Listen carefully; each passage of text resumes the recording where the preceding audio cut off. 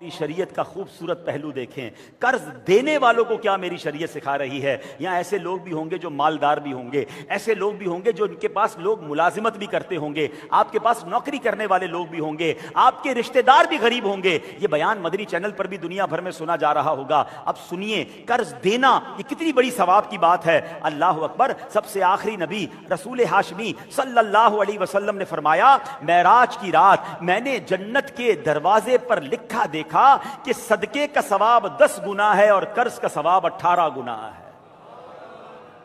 اللہ اکبر، یعنی صدقہ دینے کی تو فضیلت کتنی سنتے ہیں ہم۔ صدقہ بلاؤں کو ٹالتا ہے، صدقہ بری موت سے بچاتا ہے، صدقہ دو تو ملٹی پلائی ہو کر دنیا میں بھی ملتا ہے، آخرت میں بھی ملے گا، مگر صدقے کا ثواب 10 گنا اور قرضے کا ثواب 18 گنا ہے۔ یعنی قرضہ تو بڑی نیکی ہو گئی۔ اللہ اکبر، سبحان اللہ۔ اب اگر آپ کسی کو صدقہ دیتے ہیں تو اس کے بڑے اجر ملتے ہیں۔ مختلف روایتیں ہیں۔ ایک روایت ایسی بھی ہے کہ آپ نے کسی کو قرضہ دیا، ٹھیک ہے، اور اس نے مثال کے طور پہ آپ سے 2 مہینے کے لیے کسی نے 50,000 روپے مانگے، ٹھیک ہے، آپ نے 50,000 روپے سے قرضہ دے دیا۔ ایک روایت کے مطابق 2 مہینے پورے ہو گئے اور اب اس نے آپ سے کہا کہ حضرت 1 مہینہ اور دے دیں۔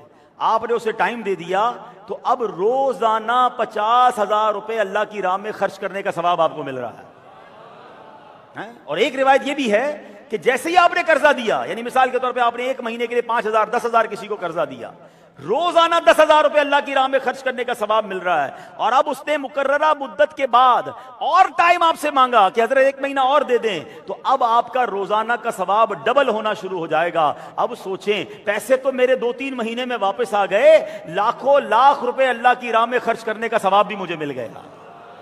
کسی مسلمان کی تکلیف بھی دور ہو جاتی ہے، کسی کا غم بھی دور ہو جاتا ہے، کوئی اپنی بہن کی شادی کرنے کے لیے قرضہ لیتا ہے، کوئی ماں کے علاج کے لیے لے رہا ہے۔ آپ سوچیں، آپ نے کسی مسلمان کی تکلیف میں مدد کر دی، آپ نے اس کے غم کو دور کر دیا۔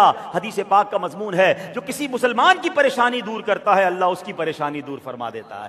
بندہ جب تک اپنے بھائی کی مدد کرنے میں لگا رہتا ہے اللہ تعالیٰ اس کی مدد فرماتا رہتا ہے۔ بلکہ میں تو آپ کو مشورہ دوں گا، کسی پرابلم میں ہیں، کسی مشکل میں ہیں، کسی تکلیف میں ہیں، اپنی تکلیف تو حل نہیں ہو رہی، کیونکہ ہمارے ہاتھ میں تو نہیں نا کہ میں بیماری دور کر دوں، میرے ہاتھ میں تو نہیں کہ میں اپنے گھر کے مسائل دور کر دوں، میرے کاروبار کا بہت بڑا مسئلہ ہو گیا ہے، میں سمجھتا ہوں میرے ہاتھ میں نہیں ہے، چلے میری پرابلم تو میرے ہاتھ میں نہیں ہے، مگر یہ حدیث میری نظر میں ہو کہ میں کسی مسلمان کی پریشانی دور کروں گا اللہ میری پریشانی دور کرے گا، میں کسی کے لیے آسانی کروں گا اللہ میرے لیے آسانی کر دے گا۔ تو چلیں اپنی پرابلمز کو رکھیں سائیڈ پہ، کسی مسلمان کی پریشانی کو ڈھونڈ لیں، کسی پڑوسی کی پریشانی کو ڈھونڈ لیں، کوئی قریبی رشتہ دار دیکھیں کسی مشکل میں تو نہیں، اس کی مشکل حل کر دیں، انشاءاللہ آپ اس کی مشکل دور کریں گے، اللہ آپ کی مشکل دور فرما دے گا۔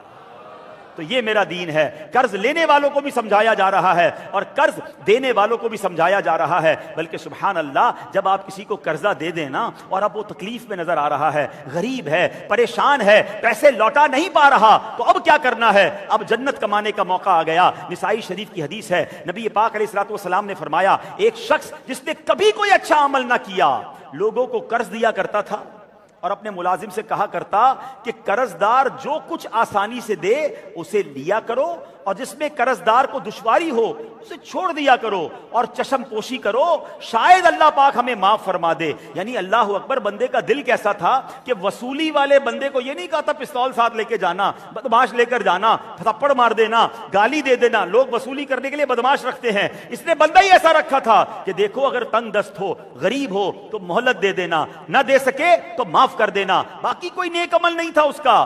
اللہ اکبر، جب انتقال ہوا اللہ پاک نے اس سے فرمایا، کیا تو نے کوئی اچھا عمل کیا؟ عرض کرتا ہے حضور نہیں، مگر میرا ایک غلام تھا، میں لوگوں کو قرض دیا کرتا تھا، جب میں اسے قرض کا تقاضا کرنے کے لیے بھیجتا تھا تو کہتا تھا جو آسانی سے دے دے، آسانی سے ملے وہ لے لو، اور جس میں قرض دار کو دشواری ہو اس کو چھوڑ دو، چشم پوشی کرو۔ اللہ پاک سبحان اللہ، وہ کہتا ہے یا اللہ میں اپنے بندے کو یہ کہا کرتا تھا کہ شاید میں بندوں سے چشم پوشی کروں تو اللہ پاک بھی مجھ سے چشم پوشی فرمائے، چشم پوشی یعنی درگزر فرما دے۔ اللہ اکبر، اللہ پاک نے فرمایا بے شک میں نے تجھے بھی معاف فرما دیا۔ کوئی نیک عمل نہیں، بندوں کے لیے آسانی، غریبوں کے لیے آسانی، مہلت دینے والا کام۔